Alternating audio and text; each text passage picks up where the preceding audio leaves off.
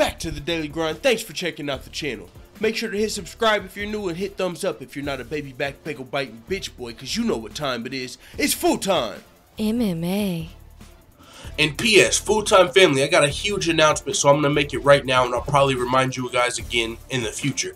But let's just fucking make it right now. Fuck it. And I know P.S. usually comes at the end of the video, but this is important. Got big plans coming for the channel. One thing changing, but the first things first, tonight, Felony Charles Bennett will be fighting in Pensacola, Florida on Island Fights 46, the return of Roy Jones Jr. card. We know Roy Jones Jr. is really close with Dana White, so the fight is on Fight Pass. So, Charles Bennett, I know some of you don't know him as Felony Charles Bennett. He used to have a name that he doesn't go by anymore, formerly known as a name that rhymes with Hazy Course.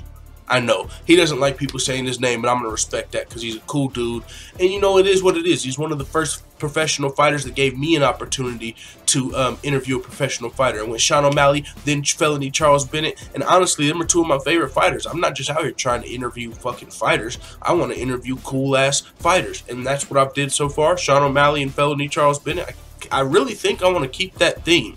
I don't just want to interview a person because they're making their UFC debut or because they're, you know what I'm saying? I want to interview cool-ass people that I want to get to know. Felony Charles Bennett fit that category. Sean O'Malley fit that category. So with that being said, Felony Charles Bennett will fight tonight in not the co-main event, but the fight right before it versus Brock Weaver on Island Fights 46. The card's on Fight Pass, and I'm going to be doing a live reaction to it. A live, whatever you want to call it, fight companion, live reaction. Don't matter what you want to call it. Just know I'm going to be live streaming while I'm watching the event on Fight Pass. Come in, watch it with me, and if you don't want to watch it with me, don't really care. Now, the other news that's coming for the channel that's not just about today, I'm going to start streaming every Sunday. You know, I'm going to start with either 2 to 4 hours on YouTube, and then I'm going to switch it over to Twitch probably.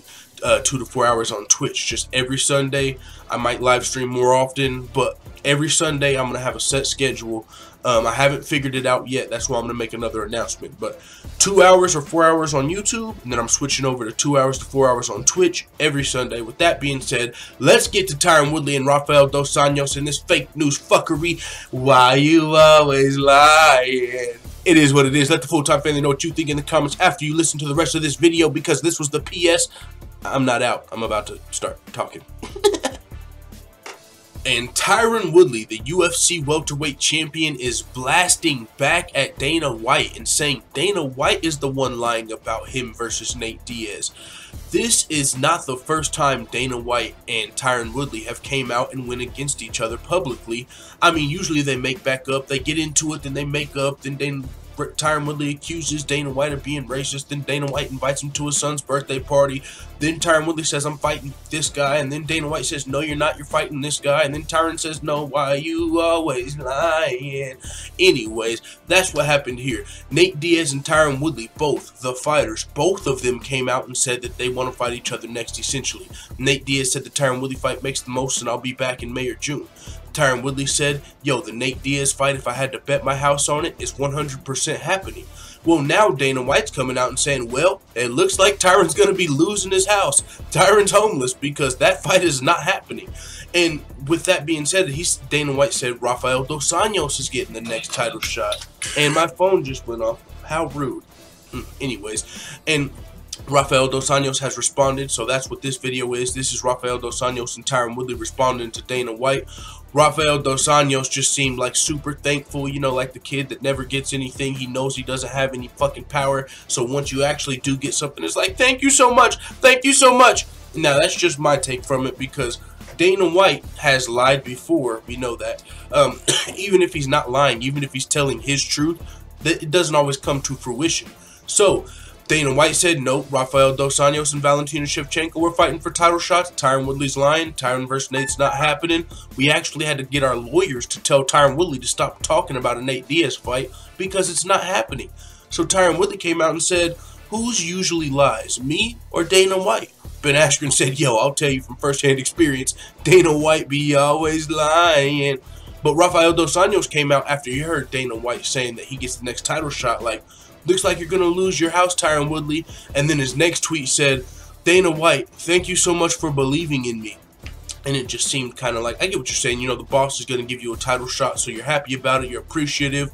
But at the same time, just because Dana White said it doesn't mean it's going to happen. Until Dana White announces the fight, Rafael Dos Anjos could still be upset. Now, it would make sense Tyron Woodley versus Rafael Dos Anjos in Brazil at UFC 224. If Tyron Woodley wasn't the champion, maybe if RDA was the champion, but Tyron Woodley has already defended his belt 3 times in 1 calendar year after winning the belt, and the entire time he's been saying he wants a legacy fight. And if you guys can't get me a legacy fight because all these guys are ducking me, a la the George St. Pierre's, the Michael Bispings, all of these other super fights Tyron Woodley wanted, but Dana White himself came out and said, listen, GSP didn't want to fight Woodley. These guys don't want to fight Woodley. I can't make them fight Woodley. You know what I'm saying? Woodley's just got these people running scared. Dana White didn't say they're running scared, but Dana White did say, I can't make these people fight Woodley. So it's just interesting to see him trying to make Woodley fight somebody. Like, you can't make them take the fight with Woodley, but you think you can make Woodley take a fight with RDA. When Nate Diaz, the money fight, the part of the big fight, Nate Diaz came out and said Tyron Woodley makes the most sense. So it's going to be super hard to get Tyron Woodley to come out and fight RDA when Nate Diaz said he'll fight him.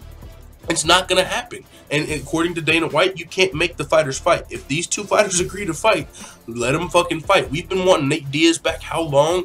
And now Dana White's going to block it? Like, no, sorry, we don't want Nate back for Woodley. We got to get RDA a title shot. Like, what the fuck is really going on?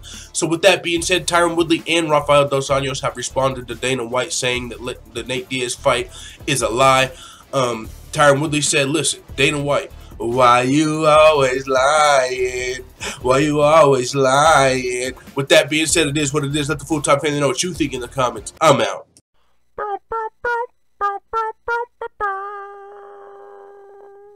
Da da da da da. It's the motherfucking DOWG.